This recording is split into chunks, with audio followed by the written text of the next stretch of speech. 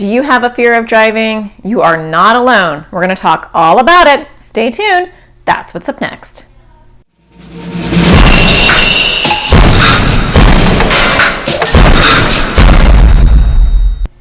Hi, my name is Natasha Daniels. I'm a therapist and I help people with anxiety and OCD. And today I want to talk to you about the fear of driving. Do you have a fear of driving? You are not alone. That is a very common fear in general when people are starting to learn to drive. You have normally like two different types of people. People who are so excited about driving and want their freedom and woohoo! And other people who are like, don't sign me up. No thank you. That seems really scary. So in general, it's common to have a fear of driving. But if you have anxiety or OCD on top of that, it could be a new level of fear that is going on. So what do you do about that fear of driving?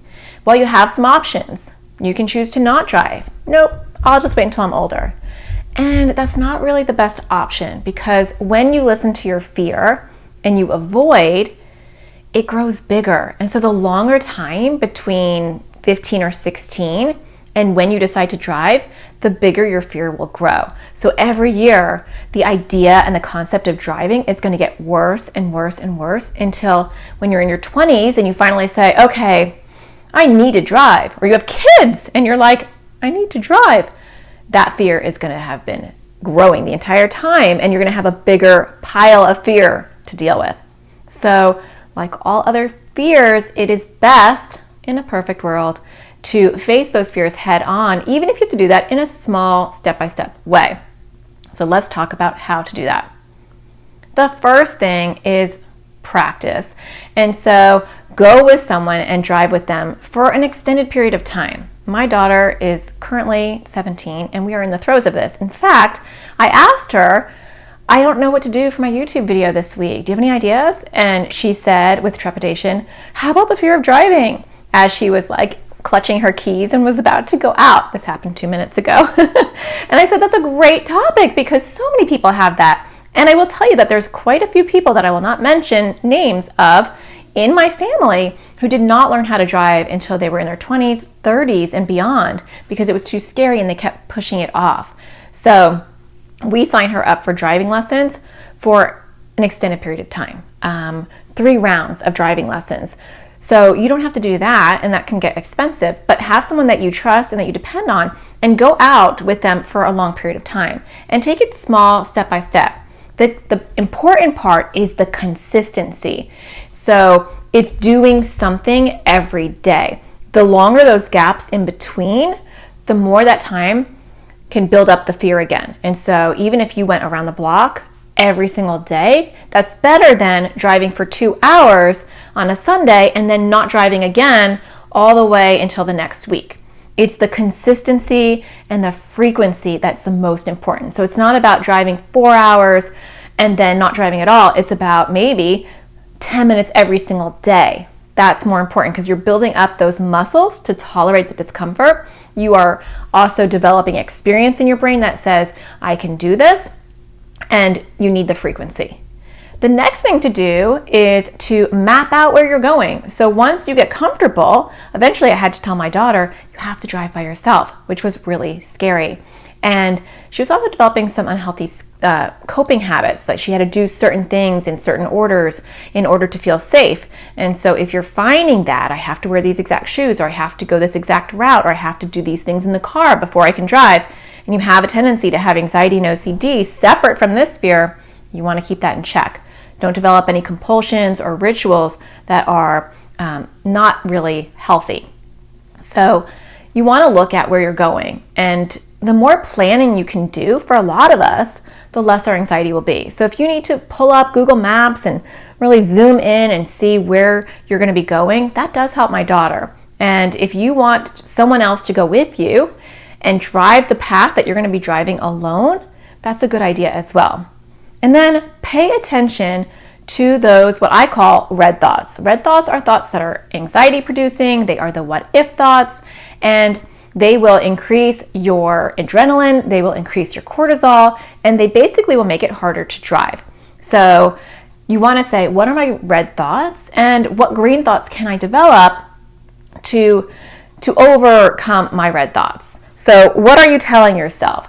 What anxiety thoughts are you telling yourself? And those will be different for each person. Are you worried you're going to get in an accident? Are you worried you're going to get lost? Are you worried someone's going to hit you? Are you worried you're going to hit someone else? And then tell yourself those things. Even in an accident, most of the time people do fine, right? So it's kind of sometimes accepting the worst case scenario. My daughter's actually worried about being pulled over even. So get all those red thoughts out. And when you're not driving, write all my red thoughts. These are my red thoughts. And what can my green thoughts be? And sometimes it's accepting the worst case scenario.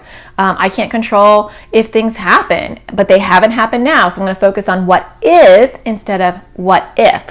That is a common thing I teach when we're dealing with anxiety. What is versus what if, right? A lot of what ifs, the sky can fall. What if? What if the sky falls? What if, planets fall? What if, we all just drop dead? There's a lot of what ifs that aren't realistic, but they still are what ifs. So you want to focus on what is with driving.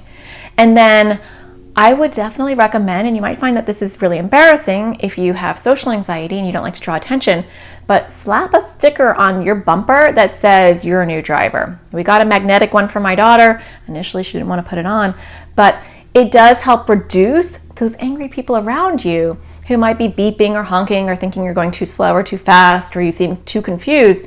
It takes a little bit of the stress away. So every time she goes out, I say, put the magnet on, because when you have social anxiety, one fear of driving is people are going to honk at me, or people are going to think I'm going too slow or too fast, or that I'm confused, and so I don't want to upset people.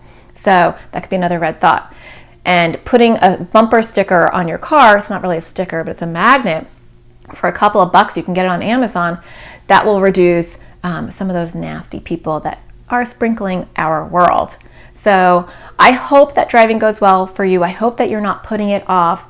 I eventually told my daughter, I'm not going to push you, because it has to be coming from you internally, right? So you might have people in your world that are pushing you or encouraging you, you need to drive, but you have to do these things for yourself, and you have to want to do them for yourself. And so you have to ask yourself, if I avoid all these big life steps because I'm afraid, what's the next thing I'm going to avoid? And the next thing. And these are dominoes, right? So when you avoid one domino, it impacts the next domino.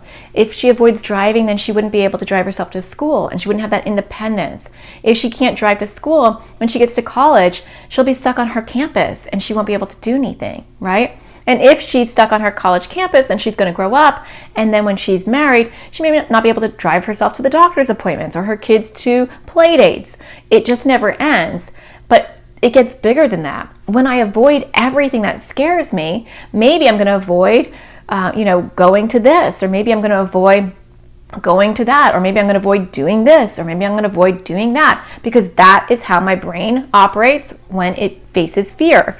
It sees fear and it says, I know what to do with this. We do it all the time. We did it with driving. We avoid. That's what we do. And by the time you are an adult or you're middle age, you're going to have a long list of things that you have been avoiding your whole life. Do you want a laundry list of things that you've avoided?